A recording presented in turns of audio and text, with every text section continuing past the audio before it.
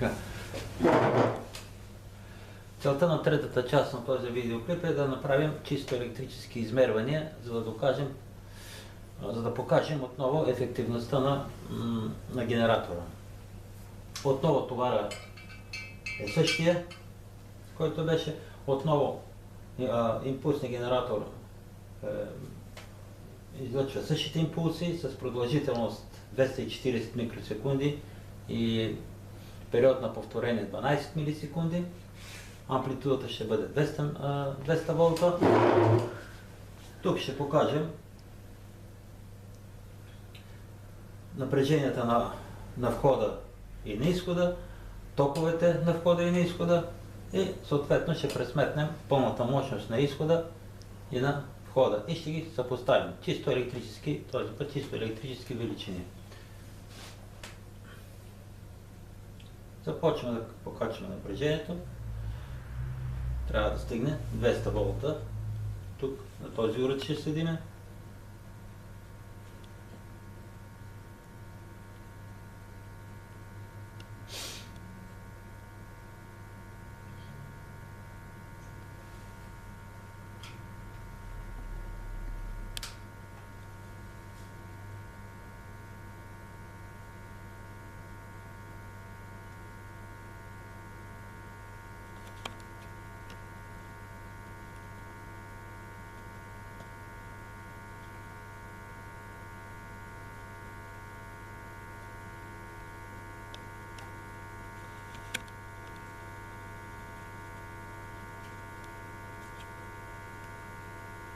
Покачваме плавно с реостат.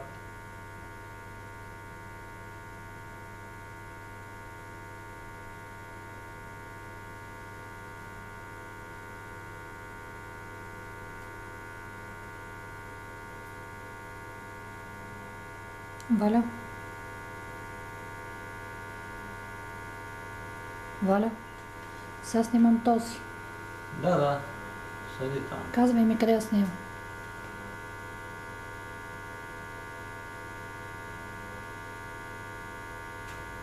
Така, достигнахме 200 волта.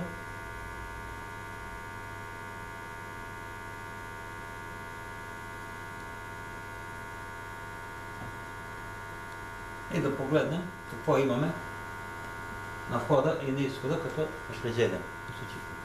Така, на първи канал,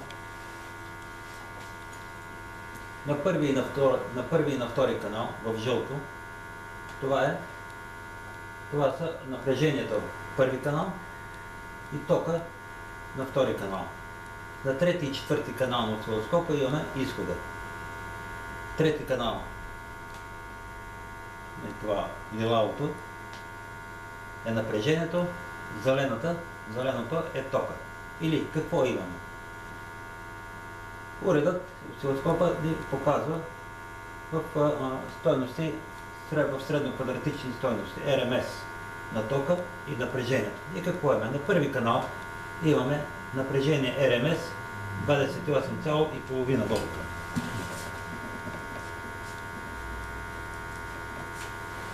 Ток РМС тук показва 410-15 мВ, 100 мВ отговаря на 1 ампер или имаме 4 ампера.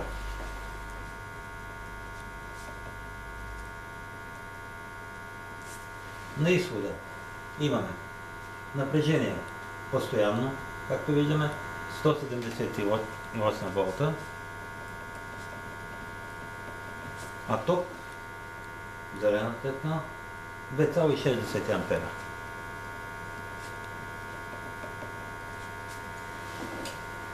Както виждате, това е. Сензорите за ток с датчици на хол от 0 до 100 кГц, като издържат пикови стойности на тока до 500 ампера. Така че спокойно да улавяме всички пикове, които се получават. И нашите измервания ще бъдат коректни. В нашия случай ние ще изчислим пълната мощност, без да правим хармоничен анализ. Пълната мощност обикновено е цифра доста по-голяма от реалната мощност при изчисление. И така, какво имаме? Нека да пресметнем. Там показва ли близко числата да се виждат? Казах ги. Така. Имаме на входа. Сега да снимам там. А? Да снимам дъската. Това е входа. Имаме на входа 28,5 волта. Тока 4 ампера. Мощността или това ще е реално пълната мощност 28,5 по 4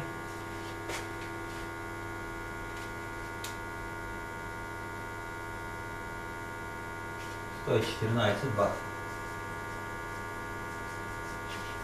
На изхода имаме постоянно напрежение 178 волта, ток постоянен 2,6 ампера или имаме мощност, тук е чисто активна мощност,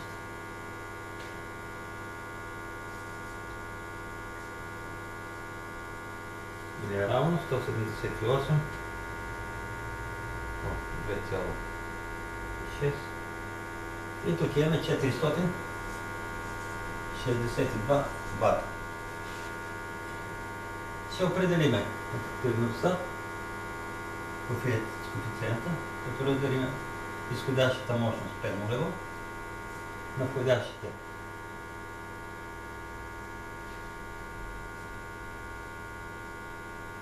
Или FC. И това е равно 462 за 114.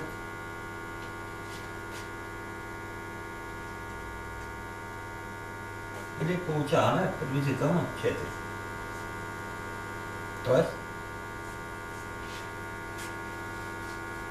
ние получихме 4 пъти по-малко енергия на входа за управление на процеса, отколкото получаваме на изхода под формата на чисто активна мощност.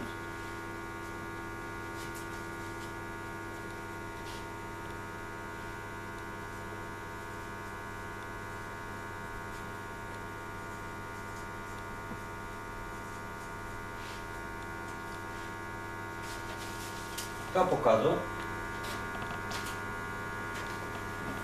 показва, че нашето устройство, нашия генератор, това е нашия генератор, обесен е в два корпуса, управление, там и разни други неща. Той е в състояние, управлявайки процеса вътре с кратки импулси от порядъка на порядъка дължина на 240 микросекунди. Както виждаме, импулсът е 240 микросекунди. И примерно в случая период на повторение 12 милисекунди, ние сме в състояние да произведем такова количество електроенергия, което в дадения случай превишава 4 пъти енергията, която използваме за управление на този процес. Ако се направи хармоничен анализ, тъй като в случая на входа имаме периодичен сигнал несинусоидален, то чистата този коефициент 4 ще нарасне. Евентуално може би ще стигне до 5 пъти, а може и 6. В случая ние показваме просто, че има осезателен ефект. Както казахме, източника на импулсите за управление, това е без значение какъв може да бъде, важно да бъде под формата на импулси. В случая при нас не ни интересува като източник на това. Подаваме на входа на системата тези импулси, на изхода получаваме постоянно напрежение. Евентуално, ако не е необходимо формата на напрежение да бъде някаква друга, не е проблем да бъде променена така, както е необходимо за това. Това е. Благодаря. Изключвам.